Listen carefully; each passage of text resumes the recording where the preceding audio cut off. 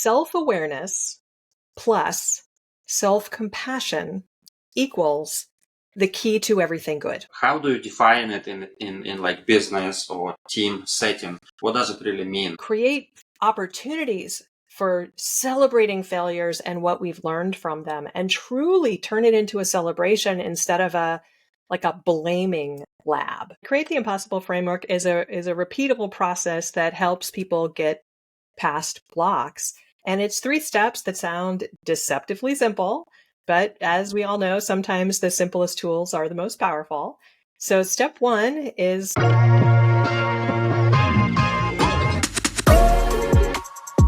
Welcome. This is an Hour of Innovation podcast. I'm your host, Lyoshin. Today we have Melissa Dinwiddie, innovation strategist, keynote speaker, and creator of the Create the Impossible framework. We will discuss her 3-step process for unlocking creativity in teams and explore how embracing imperfection can fuel innovation and drive meaningful breakthroughs. Welcome, Melissa. Thank you for joining me today. Thanks for having me, Vit. It's great to be here. Great. So before we jump into the topic, can you say a few words about your background and the work that you do today? Yeah, absolutely. So unlike a lot of people who are consultants working in the corporate space, I do not have a corporate background. I have a background as a multifaceted creative. I trained as a dancer at Juilliard. I had a 15-year career as a professional visual artist. I have performed and toured as a jazz singer-songwriter, and I have performed and still perform as an improviser. And you would think, with that background, that I have always thought of myself as a creative person. But in fact, I have spent many years of my life believing that I was a non-creative person. So I understand the teams that I work with, who often tend to be highly analytical, often do not think of themselves as creative. And I really understand that, surprisingly enough. So that's my background. And now I work with a lot of teams in the corporate world, a lot of analytical folks, helping them often to unlock and tap into their creativity. Okay, yeah, that's great. That's very interesting how you're actually a professional, but you don't think about yourself as a professional. It's I don't know what it is. It's like a mental block or something for people. Great. So let's talk about your Create the Impossible framework. Can you outline for us what it is and how you came up with it? Yeah, absolutely. So my Create the Impossible framework is a repeatable process that helps people get past blocks. And it's 3 steps that sound deceptively simple, but as we all know, sometimes the simplest tools are the most powerful. So step 1 is play hard. And that is not what people often think about in terms of like, oh, work hard, play hard, go to Vegas and get wild.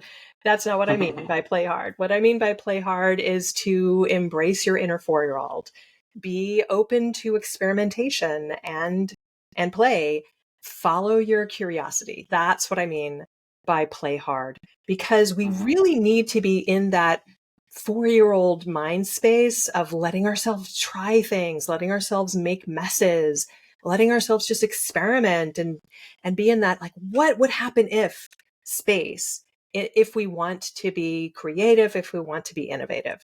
So that's step 1. Step 2 is make crap. And I know that is not, corporate approved language, but, sometimes you just gotta call it what it is. And what this is all about is,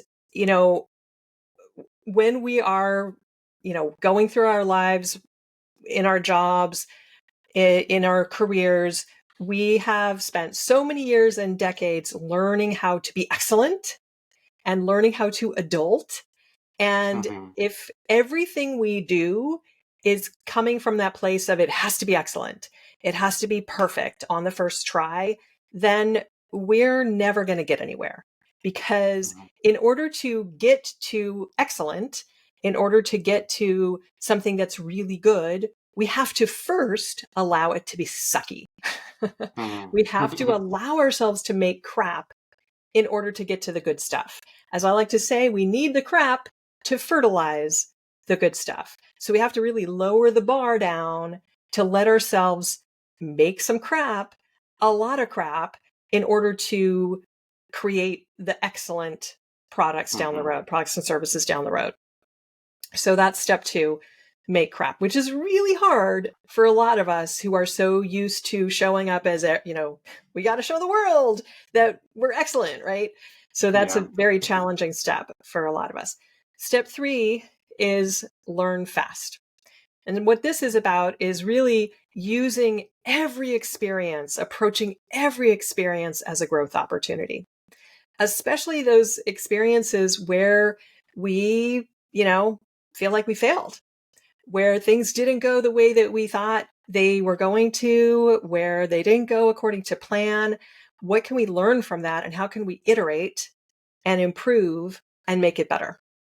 And when we approach everything as some part of this cycle of these 3 steps, because it is an ongoing cycle, then you are inevitably going to have breakthroughs and innovations as a result. So Mhm. we're always in some part of this cycle of the 3 steps. Play hard, make crap, learn fast. That's the Create the Impossible framework. And you truly can create the impossible if you're constantly thinking in terms of those 3 steps. Yeah, well, yeah, thank you for the overview. This is great. I hope it paints a good picture for listeners right now. So you're using the word impossible in the name of the framework. How do you define it in like business or team setting? What does it really mean? Yeah, so I think here what I'm talking about is very often I see individuals, teams, organizations creating visions that aren't necessarily as big as they could be Mhm. because, we're afraid of failure. And Yeah. so we hold ourselves back from these really big, impossible visions. Nobody Mhm. would ever have gone to the moon, for example. This is, going back in ancient history here. But Yeah. but if Kennedy hadn't said, we're gonna put a man on the moon, that at the time was an impossible vision. And yet Mhm. because we as a country, as a nation, set this vision, this impossible vision that we are going to reach for that vision, we made it happen. But if we held ourselves back to what was possible, we never would have achieved that impossible vision. So Yeah. that's what I'm talking about. We have to create these seemingly impossible visions for ourselves if we're ever going to reach them. Now, does that mean that, we can do things that are truly like, can I sprout wings out of my back and fly? That's not going to happen. But we can be bold in what we aim for, right? And that's what I Mhm. mean by creating the impossible. So many things in my own life, like going to Juilliard in the dance division, that was an impossible vision for years Mhm. for me. And I decided to go for it. Do you know why I decided to go for it? Because I didn't want to turn 40 years old, which now, that's 40 is in my past. But at the time, when I was a teenager, that seemed so old. And I didn't want to turn 40 and have regrets. Yeah. So that's what drove me to go after that impossible vision. Now, it might have been that I might have auditioned for Juilliard and been rejected. But you know what? I would have been glad that I made the attempt. Yeah. So that's really what this whole create the impossible I concept see. is about. Yeah, that makes sense. It's basically about ambition and push yourself a little bit further than you think you can go, and really, really try hard to go there. Yeah, it's Yeah. funny. It's Yeah. also, I think about one of the things that I do in my creative life is I'm a singer. I'm a performer. I also perform improv. And these Hmm. are things that both of these things, I have people say to me quite frequently, "Oh, I could never do that. I could never get up on stage with a microphone and sing." in front of an audience. I could never get up on stage and perform improv in front of an audience. Well, you know what? There was a time in my life when I thought the same thing. And do you know how I'm able to do those things that I do, getting up on stage and singing in front of an audience? I sing jazz. And do you know how I can get up on stage and perform improv in front of an audience? It's not because I was born being able to do that. It's because little by little by little, I learned the skills to enable me to do that. And that's, again, that's what this create the impossible concept is about. Instead of saying, oh my God, I could never do that, I had that feeling, but I didn't let it stop me. I said, that is something that seems so cool to me. I really want to do that. So I'm going to take the steps towards doing that. And I'm going to hold that vision up as something that I really desire. And I'm going to keep stepping towards it little by little by little. So yeah. And eventually I managed to make those things happen for myself, but it wasn't an overnight thing. Right. Yeah, that's great. That makes sense. And then also, so many people, like you say, are afraid of doing certain things. They maybe want to do something. What are some of the blockers that people have to do this? And how did you deal with them yourself? So maybe somebody can take that and try. Yeah, I love this question. So there's a lot of blockers. And I think, so first I will share that I have what I refer to as my golden formula. My golden formula, which I state as a mathematical formula, is self-awareness plus self-compassion equals the key to everything good.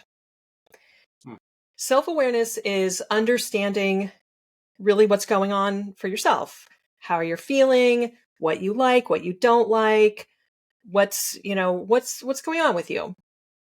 Self-compassion is actually 3 components. This is from the research of Dr. Kristen Neff, who is the world's foremost researcher on self-compassion. And she has a book with the title Self-Compassion that I highly recommend.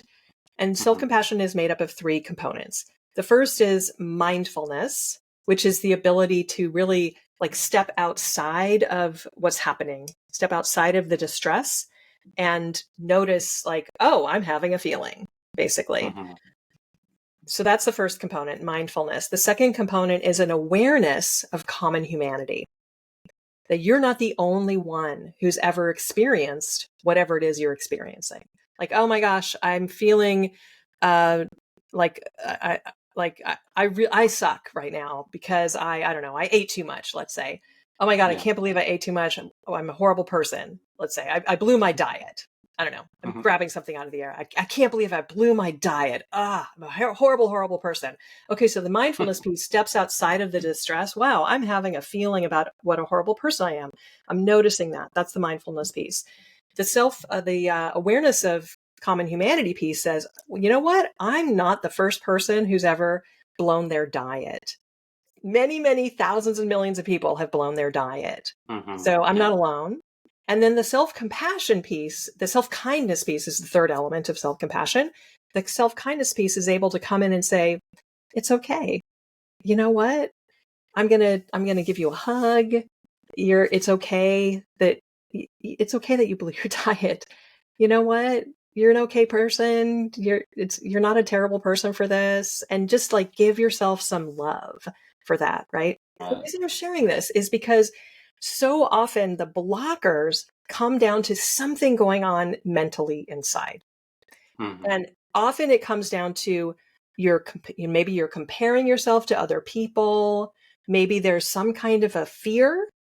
It's often, almost always, it comes down to some kind of fear. There's fear of rejection. There's fear of some consequence that's going to happen, fear that you're not good enough. There's some kind of fear that is getting in the way. So when you can have that self-awareness and that self-compassion working together, then you can step outside and analyze what is actually happening. Where do I feel it in my body? Why What is going on here? And that is what can enable you to notice the blocker. I often call, like, if it's maybe it's a voice in your head that's saying, who do you think you are? You can't possibly do this, or whatever the voice is saying. And then you can say, aha, I hear that voice. I notice that voice. I like to refer to those voices as gremlins. And I can notice that it's not the voice of truth. It's not the voice of reason. It's not the voice of wisdom. It's trying to disguise itself as those Mm-hmm. voices, but it's actually not one of those voices. It's a gremlin. And those gremlins are trying to keep us safe because they fear that if we do something that moves us beyond our comfort zone, something Mm-hmm. bad's going to happen. Right. So that's really what's going on. And so when we are able to get present enough and mindful enough to notice, to discern that it's not the voice of truth or reason or wisdom, then we can identify it as it's a gremlin. And what I Mm-hmm. like to do is use a little humor and thank the gremlin for its concern, have some compassion for the gremlin, and then I send it off to get a pedicure. And then I can get back to the business of whatever it is I'm trying to do. The gremlin Mm-hmm. maybe is saying, you can't possibly apply for that job. You can't possibly submit, for that particular opportunity or whatever it is. Mm-hmm. When the gremlin is saying that, then I know it's trying to keep me inside my comfort zone. And my job actually is to do exactly what the gremlin is telling me not to do. Mm-hmm. But it is a constant dance Yeah. because those voices are not going to go away. They never go away. And I guess as person gets better, this gremlin goes away. They disappear, right? At some Well, point. actually, no. What happens is the more um, the more confident we get, and the bigger we play in the world, the louder those gremlin voices get. Mm-hmm. So the better we have to get in identifying them, noticing them when they appear, and, thanking them for their concern and sending them off again. Mm-hmm. But I they see. don't go away. We just have to get better at managing them. That's I the see. bad news, is they don't go away. The good news is that we can get better at managing them. Yeah. Okay. Yeah, just like with everything, if you can manage your own feelings and how your fears, gremlins, whatever we call them, that would be much better. Okay. Yes. Yeah. Yeah. Thanks. I think that's helping. That personally me, it can help. The strategy is good. To try to think about yourself first and then deal with all of that. Oh, go through this exercise mentally. Okay. So let's talk about the first step in the framework, which is play hard. Like you said, many people think about it differently, how to play hard.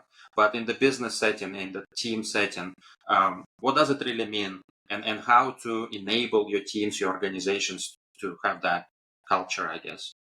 Yeah, I know it could, because we're so used to thinking about play and work as opposites, right? Mm-hmm. Yeah. It's held up. They're held up as such a binary, but they're not. I always say that play is not the opposite of work. Play actually makes work more effective. And, often people think about play as sort of a recess from work. And that's kind of Mm-hmm. it's a good starting place.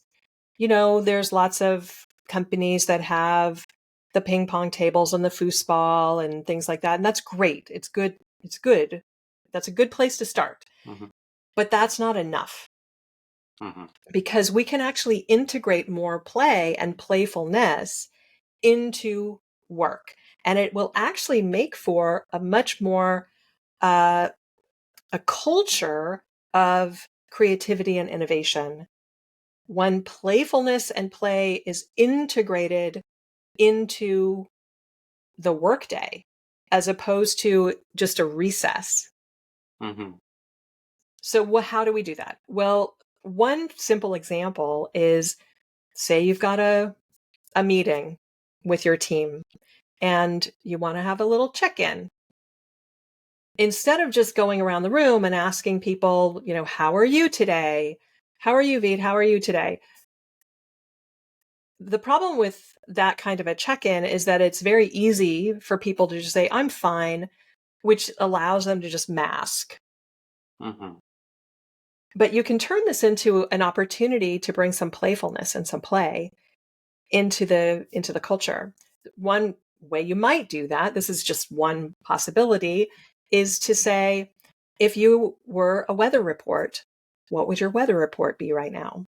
So I might be sunny with a few clouds, or cloudy with a chance of showers, or, I'm Thunderstorm. sleeting today.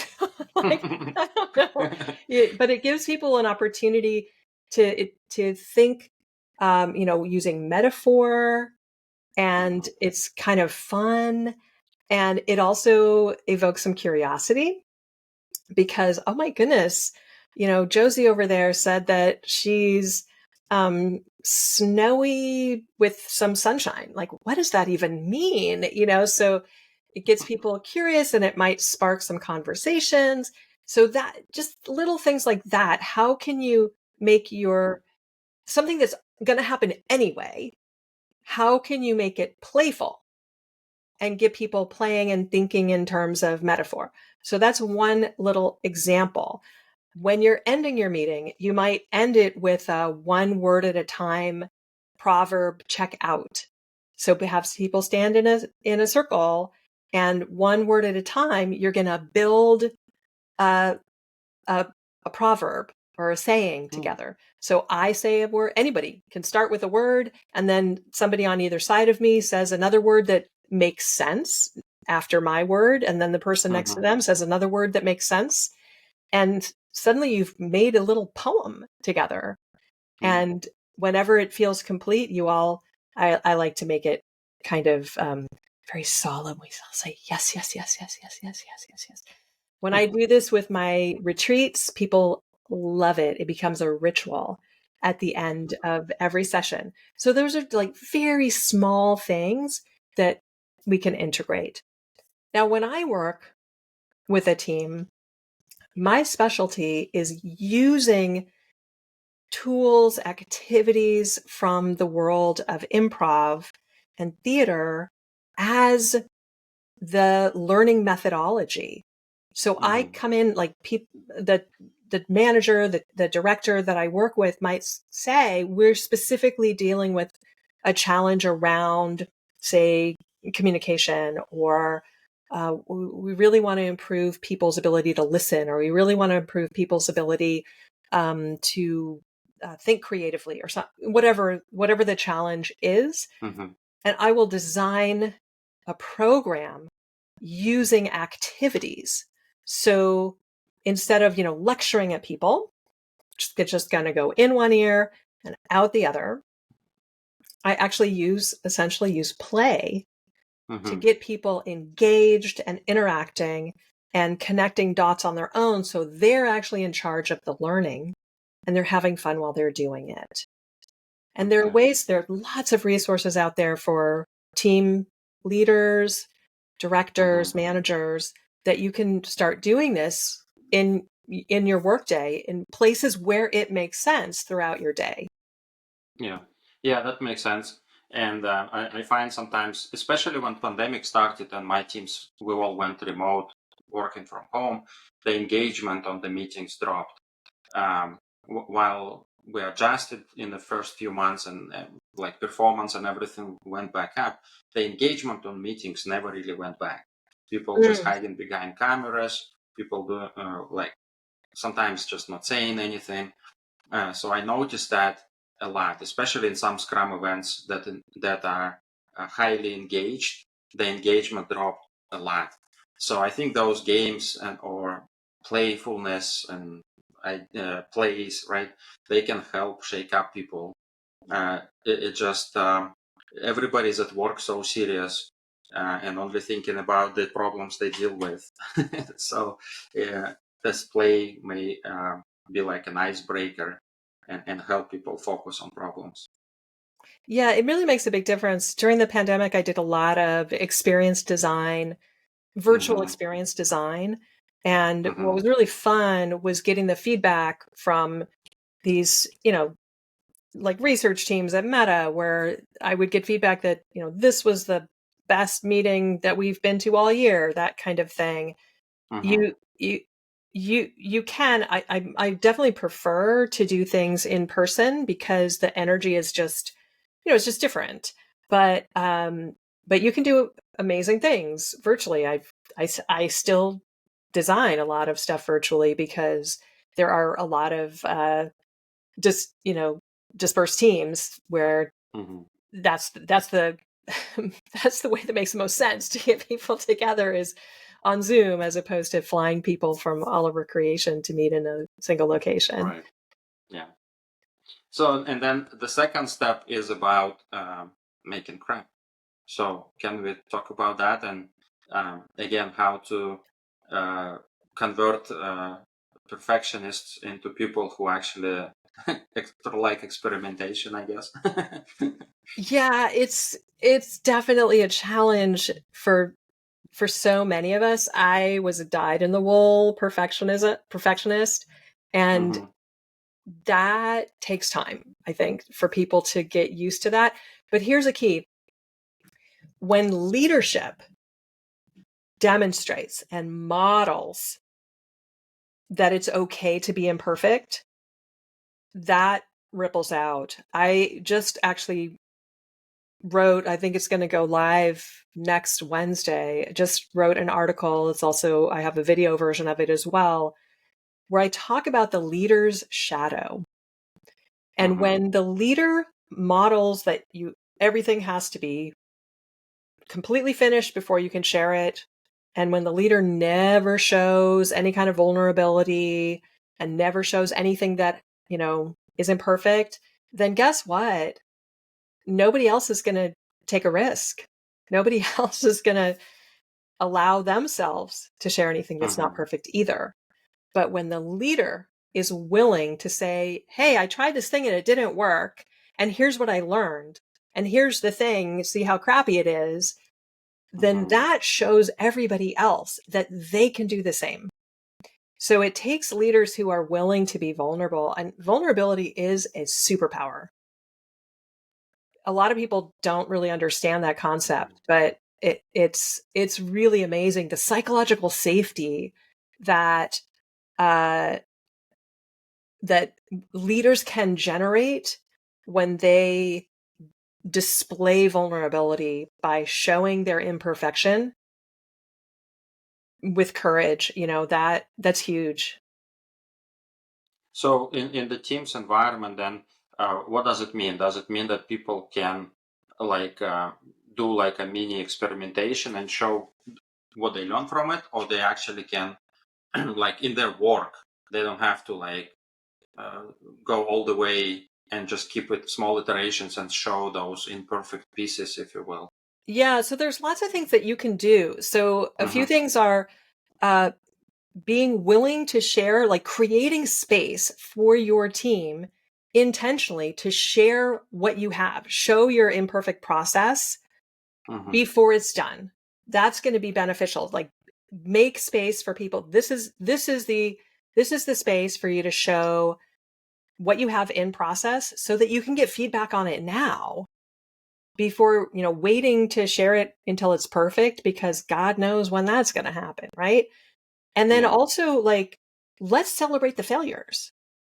So create opportunities for celebrating failures and what we've learned from them, and truly turn it into a celebration instead of a blaming lab.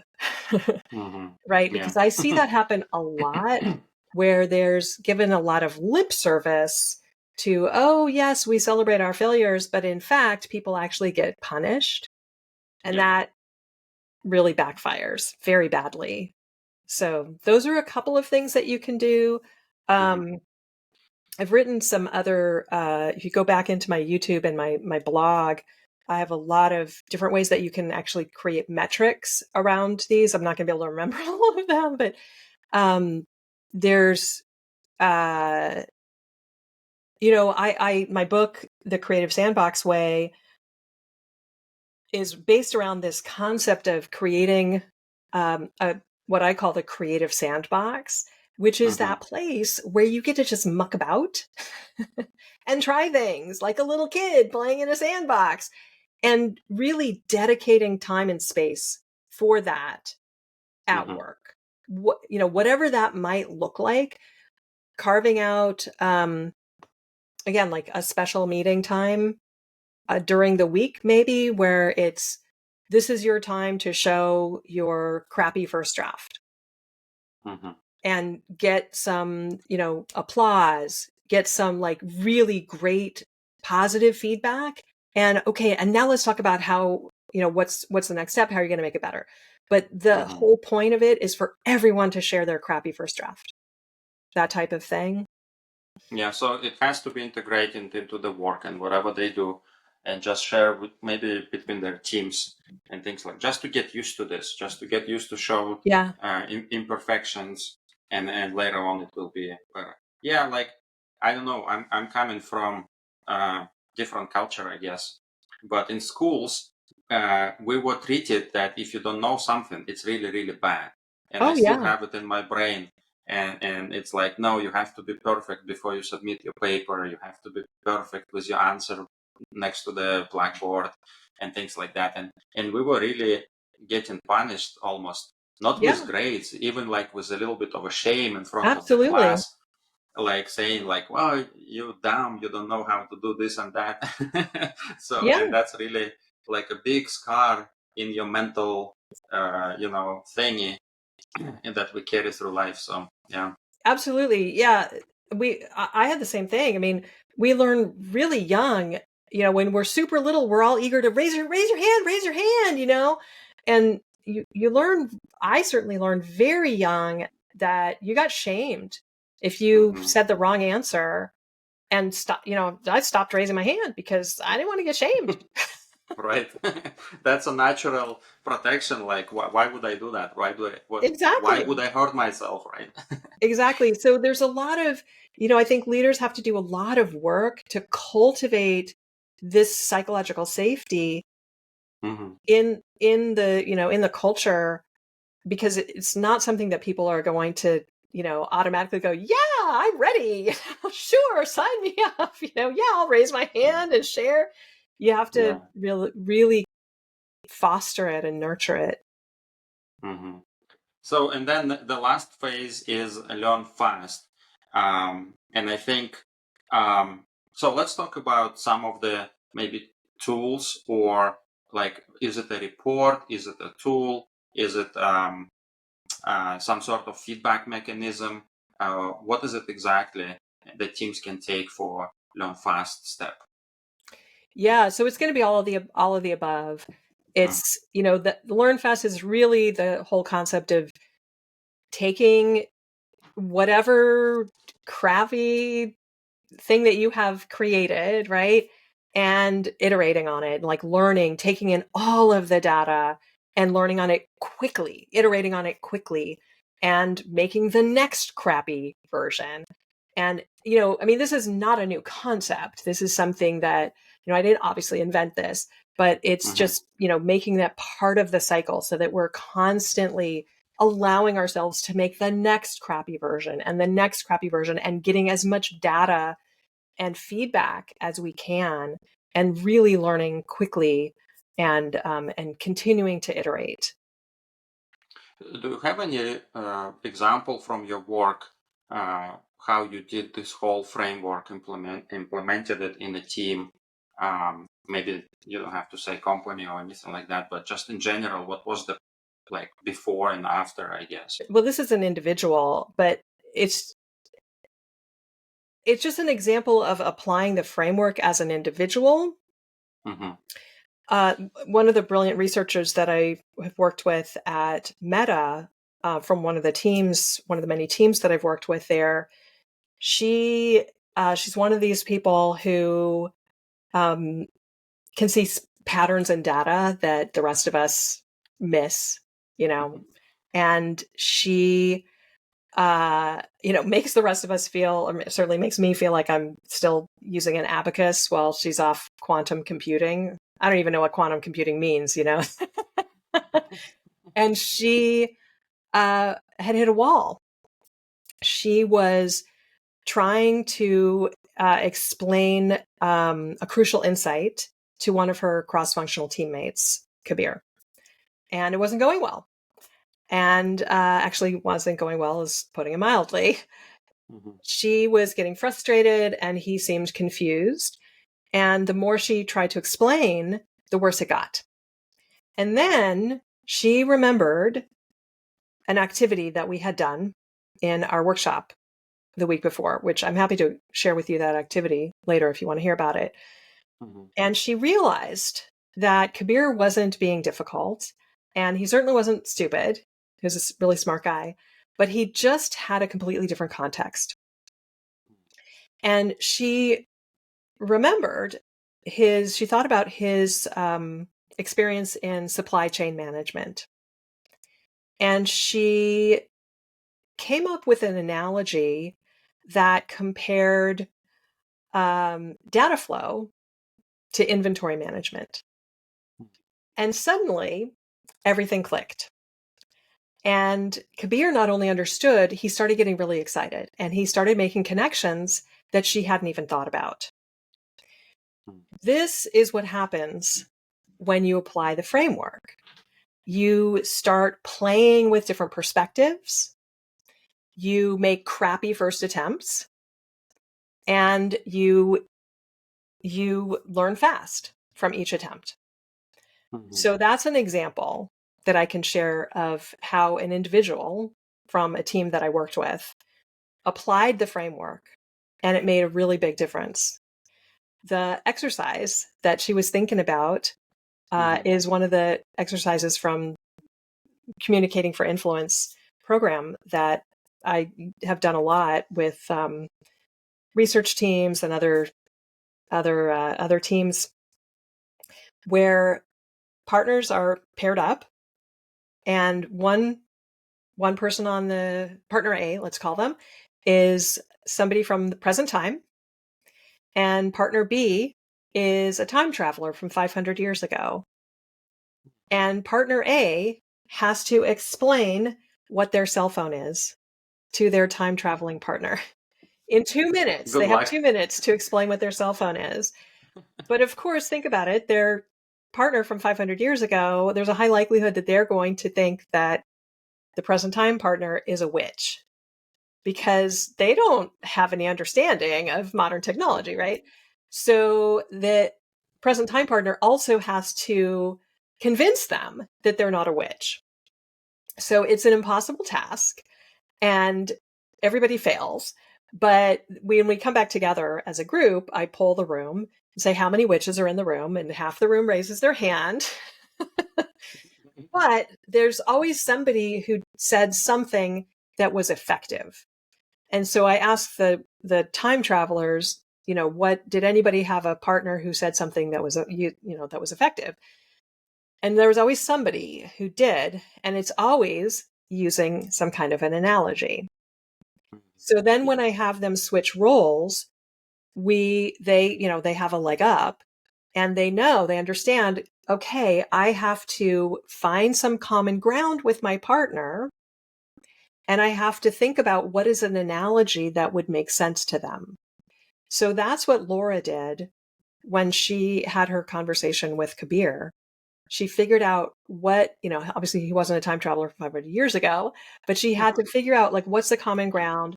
What's going to make sense to him? So she used what she had learned from that improv activity, and she applied the framework in order to, have an effective experience. And then, so if somebody listening right now and wants to start using it, where to start? What do you recommend? Oh, wants to start using the framework? Yes. Yeah, so I would start with step 1 and identify where you can start to play hard, and think about, like, we talked about how challenging that can be when we're sort of programmed to be, adulting and be excellent all the time. I start to think about how you can approach things in your, where you can start to approach things with that sort of embracing your inner 4-year-old mindset and be open to experimentation and play and, start to play around with that. And, can you let yourself make some crap? You start to, just sort of ask yourself that question and see if you can be open to that possibility. We're probably more familiar with the learn fast step of all three of them, but that's where I would start. Okay. I wonder what people thinking is if it's easy or if it's hard to start making crap and just iterating on it. I think most people will think it's hard, but we can maybe like make a short survey and see. I Because would be I don't very know. curious to hear too. Yeah. It kind of unfinished a little bit work, right? You just like it's your rough draft, but at the same time, it's scary to show to somebody. So it's Yes. yeah. That Okay. I think of that as like a muscle. Like Mm-hmm. learning to flex that particular muscle is really valuable and will serve you well. Mm-hmm. Yeah. Yeah. Okay. So, and then, do you have some sort of advice for leaders? We talked quite a few times about leaders, how they should be an example, and it's sometimes hard. I talk sometimes to like agile coaches in some meetups, and they say when I show up in the organization, it's really hard sometimes to break through leadership, especially if they are not the leader who hired them to do the job. You also work with teams and you help them. How do you break through those leaders and motivate them? Yeah. Buy-in from leadership is essential. And I I was just having this conversation with somebody else. I think it was on LinkedIn. I was talking about this. Um, if leaders are not in all the way, then it's really hard. So, yeah, I don't really know what else to say on that. Um, so if leaders want to champion creativity and innovation, but they face skepticism, uh, the, you know, I would say just keep championing it and champion it with the people who are directly under them Mm-hmm. and if they can get buy-in from them, then they can champion with their teams and modeling as they model Mm-hmm. the you know the vulnerability and the play, uh it will start to ripple out. You're always going to there's always going to be a spectrum of responses. First of all, no Mm-hmm. matter what you do, there's always going to be sort of a bell curve. You're going to have Mm-hmm. some people who are going to be hardcore, love whatever you do, and some people are going to be hardcore, hate whatever you do. And most people are going to Mm-hmm. be kind of in the middle. Yeah. So, you can expect to get some resistance. If you're facing a ton of resistance, then that's there's probably some significant work in general to be probably some heavy culture work to be done. Yeah, and I guess for people who don't want to change, like, forget them. I guess Yeah. life will, or evolution will prove that they're not going to survive for a long time, anyways.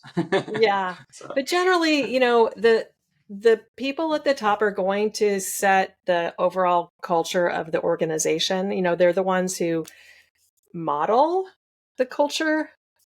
I mean, the mm-hmm. culture is what everybody does, but the leaders are the ones who are modeling from the Yeah. top. So if you model from the top that you want more innovation, creativity, and play, then it's going to ripple down. And if people, down the hierarchy of the organization are not in alignment with that, then they're probably going to drop away. Yeah. Okay. Yeah, no, that's fine. I know it's a challenging thing to try to, especially as I said, if they didn't hire to do this thing or didn't embrace it in the beginning, it's hard to change people's minds. So yeah. And then so we're almost at the end here. I wanted also to ask you if you can share some information how people can connect with you and get to your resources. I know you have a book, you have some training programs and things like that. If you can share information about that. Yeah, absolutely. You can reach me on my website, which is my name, melissadinwiddie.com. You can follow me on LinkedIn. Also, my name, Melissa Dinwiddie. You can find me on YouTube, also my name at Melissa Dinwiddie. You can find me sometimes on Instagram, which is not my name. Instagram, I'm at a_creative_life. And I also, let me just put up this QR code. I also created a special link for your listeners for a free cheat sheet to jumpstart your next big idea. It gives you a quick, practical way to unlock fresh ideas and spark innovation fast, especially if you think you're not the creative type. I call it the Impact Innovation Checklist because I have a different idea for each of the letters of the word impact. Okay. And you can find that at bit.ly/HOIP thank you. All one word, all lowercase. And that's for Hour of Innovation podcast. Thank you. So HOIP, thank you. bit.ly/HOIP, thank you. Okay, that's great. Yeah, if you can, I get this link also to the description, and if you have the actual QR code, send it over. I'll put it on the screen somewhere. Great. Yeah, I'll be happy to send it over. Yeah. All right. Okay, Melissa, thank you very much. It was very interesting to hear about your framework and learning that. So thank you very much. Oh, thank you for having me. Oh, I forgot my book, which you can find at my website as well. You can download the first 50 pages of my book over on my website, and it's called The Creative Sandbox Way. So sorry to leave that to the wall. Okay, no problem. Thank you very much. Thank you so much for having me.